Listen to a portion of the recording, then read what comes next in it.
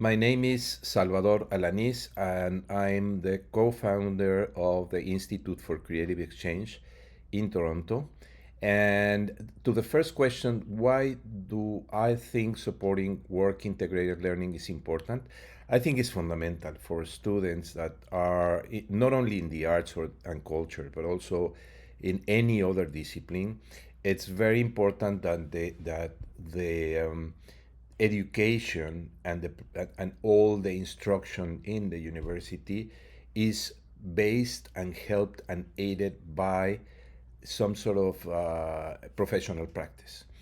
And sometimes it's difficult because whether it's seen as students needed to do an internship that takes some time in getting it, but it's not only that. I think that even like in the normal courses, regular courses should have some sort of connection with what is happening in the professional world. Uh, the only way to understand why some theoretical parameters that are taught in courses and the usefulness or the application of these theoretical parameters and knowledge is to understand what happens after or outside the classroom.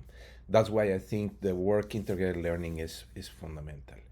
Um, Especially for the arts and culture and for arts administration in particular, uh, having the connection and understanding what's the work field of arts administration, it's one of the key elements to explain to the students, because when we talk about arts and culture, we tend to think only in the creative part or in the artistic side. But if the students understand that it's really a wide range of activities and areas that they could eventually work, that's what could enrich their preparation and their knowledge. The second question is what kind of work integrated learning opportunities exist for students and recent graduates in our organization. Um, and also, it's related to the third one, which is what kind of professional development or employment opportunities. So let's start first with the work integrated learning.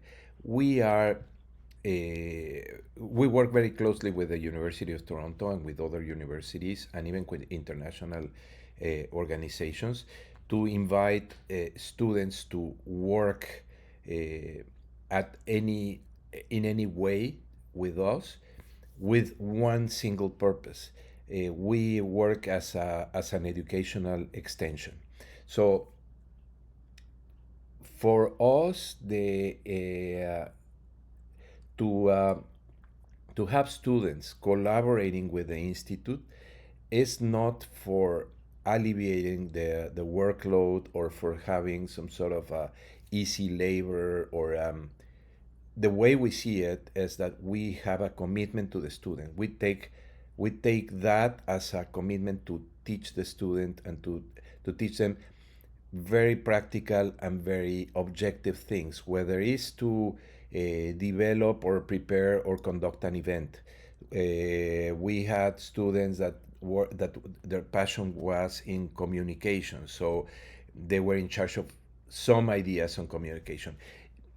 We don't care if at the end the work that they develop works. I mean, that it fits into what we're doing. What we want them is to experiment and to learn. So we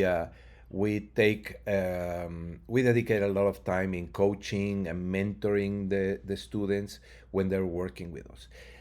And that takes us to the professional development and employment opportunities. We're a very small organization, and we hired students that previously worked with us as interns or in some sort of volunteer capacity, and we hire them for working in specific projects.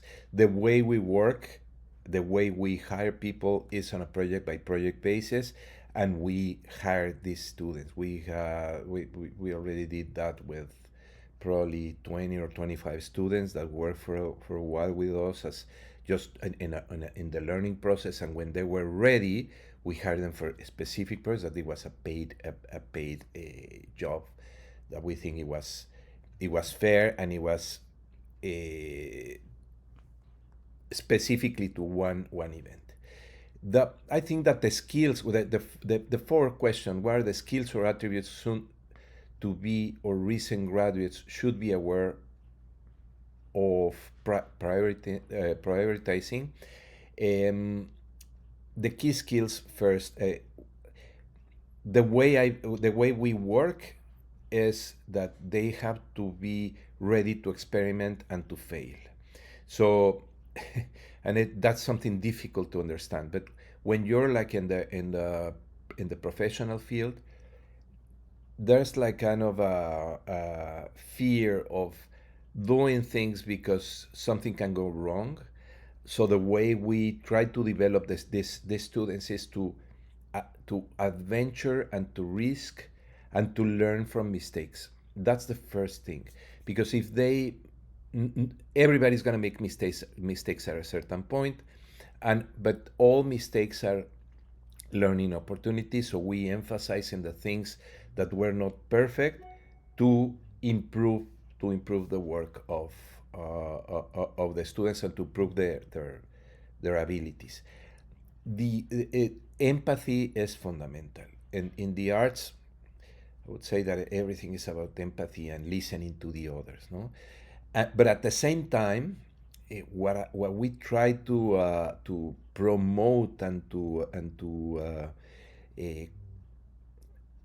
try to make that our students to understand is that they have to apply their theoretical and their theories and their theoretical capacities, because if they do things in a mechanical way, then you start like alienating yourself, and you're like doing things because that's the way to do it, and just filling up papers and putting stamps and passing one thing to the other stage, and there's no exercise of reasoning and theory and critical capacities, and that's for us is fundamental.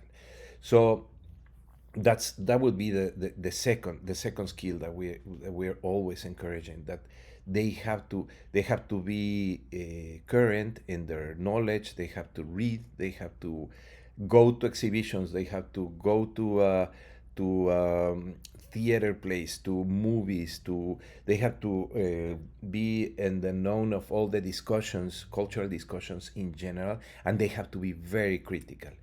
uh, Culture and arts tend to be kind of hostages of certain groups or ways or forms of cultural hegemony, and I think as cultural practitioners, our work is to challenge all the time this type of kind of a package or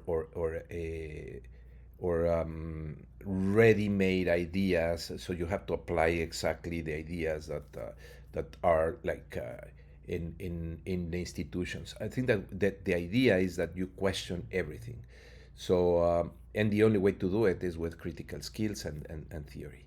The third thing that we are all the time trying to promote, and that's probably the most difficult, is to develop people skills and relationships with the culture, environment, and workforce.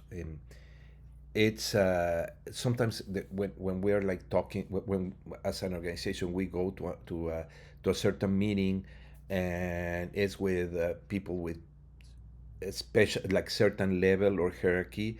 They're surprised that we like to invite students or people that is like really new, and we introduce them as part of the team, and we give them the chance sometimes to participate in meetings, and they say, "Oh, but they're too young, and maybe they shouldn't be here."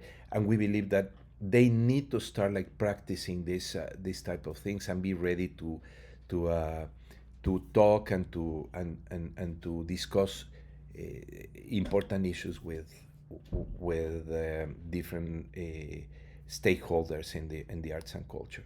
So those will be my three key skills and attributes, and with that, we're as an organization, we try to help the students to develop these skills. Thank you.